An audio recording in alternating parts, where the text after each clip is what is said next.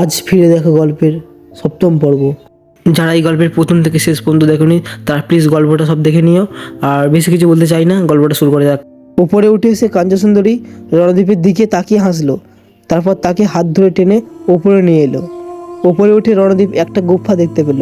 তার ভেতর থেকে কোনো এক বেদযন্ত্রের গভীর দ্রিম দ্রিম আওয়াজ ভেসে আসছে। কাঞ্চনসুন্দরী ওকে সঙ্গে নিয়ে গুফার ভেতরে এসে দাঁড়ালো।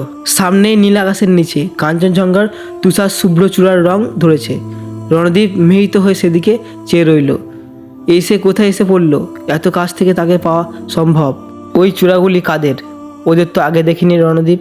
কারোর ডান দিক থেকে দূরান্তে ক্রমশ আবছা হয়ে একটা তুষার সিংহ। কোনোটির অতিরিক্ত অববয়, কোনটি খর্বাকৃতি, কোনোটি আবার শাখা পোশাখা বিস্তৃত। নামলা জানা ওই পর্বতগুলি কেমন যেন স্বপ্নের জগৎ মনে হচ্ছে। রণদ্বীপ এবার বাঁদিকে চোখ সরিয়ে আনলো। কাঞ্চনজঙ্ঘার শ্বেতশুভ্র গায়ে রঙের হেলি খেলতে খেলতে সূর্যটা একসময় পেমিয়াংচির দিক থেকে লাফিয়ে আকাশের দিকে বনবন করতে ঘুরতে লাগলো। কি অপূর্ব দৃশ্য!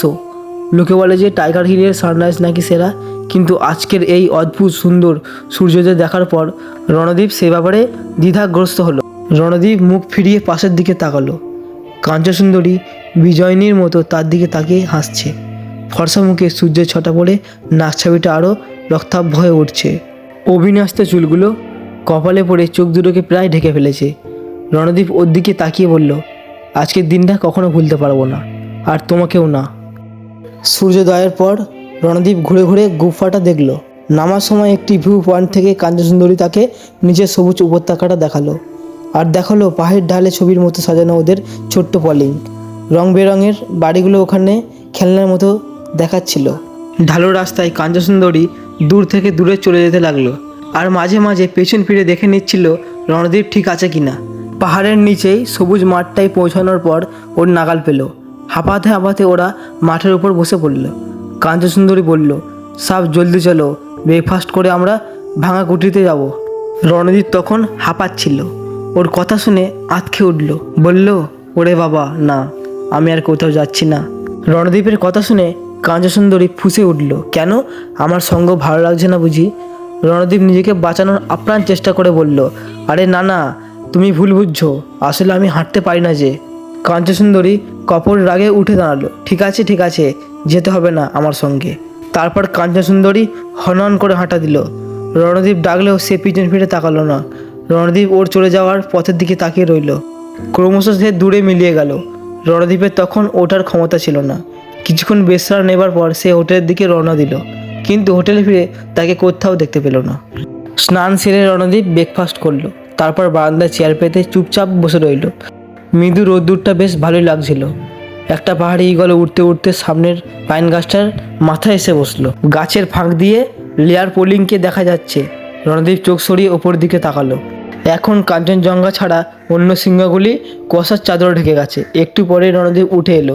সামনের রাস্তায় কিছুক্ষণ পায়চারি করে সে ছাদে একটা চেয়ার পেতে বসলো। হঠাৎই রণদ্বীপ দেখতে পেল যে রেস্তোরাঁর সামনে কাঠের বারান্দায় রেলিংয়ের ধারে দাঁড়িয়ে আছে কাঞ্চনসুন্দরী। ওর চোখে চোখ পড়তে রণদ্বীপ ওকে হাতের ইশারায় ডাকলো। সে মুখ ঘুরিয়ে নিয়ে অন্যদিকে তাকিয়ে রইল। সংকোচ বসে রণদ্বীপ ওকে গলা তুলে ডাকতে পারছে না, তাই নিজে উঠে গিয়ে রেস্তোরাঁয় ঢুকলো। কাউন্টারে দীপকের বউ আছে। ওকে দেখে সে হাসি মুখে অভ্যর্থনা জানালো। আসুন সাব, সকালে সানরাইজ কেমন দেখলেন? ভীষণ সুন্দর। রণদ্বীপের গলা পেয়েই কাঞ্চনসুন্দরী বারান্দা থেকে ঘরে ঢুকে ওর পাশ দিয়ে বেরিয়ে যাচ্ছিল। আর ঠিক সেই মুহূর্তেই রণদ্বীপ তার মুখ্যম অস্ত্রটা ছাড়লো। ভাবছি কাল সকালে চলে যাব। রণদ্বীপ আর চোখে তাকিয়ে দেখল তার অস্ত্রের তাৎক্ষণিক ফল। কাঞ্চনসুন্দরী দাঁড়িয়ে পড়ল পিছন ফিরে, আর তার চোখ ভরা বিস্ময়। তুমি কাল চলে যাবে? তাহলে এখানে এসেছিলে কেন? দীপকের বউ অবাক হয়ে বলল, আপনি একমাত্র একদিনের জন্য এসেছিলেন? রণদ্বীপ ঠোঁট টিপে হেসে কাঞ্চনসুন্দরীর দিকে চেয়ে বলল, ইচ্ছে ছিল তো কিছুদিন থাকবো, কিন্তু একা একা বেড়াতে কি কারো ভালো লাগে? তাহলে আমার সঙ্গে ভাড়া কুঠিরে চলো।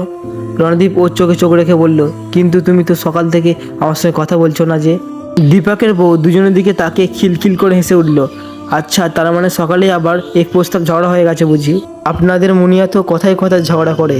ওর কথায় একদম কান দেবেন না, মেয়েটা একটা পাগলি। কাঞ্চনসুন্দরী চলে যাওয়ার আগে বলল, চটপট লাঞ্চ করে নাও, আমি এক্ষুনি আসছি। এই পর্বটা আর বেশি বাড়লাম না, পর্বটা এখানে শেষ করলাম। পরবর্তী ভিডিও দেখতে চ্যানেলটাকে লাইক, কমেন্ট, শেয়ার এবং সাবস্ক্রাইব করতে ভুলো না। আসছি নেক্সট ভিডিওতে, আর কমেন্ট করতে ভুলো না।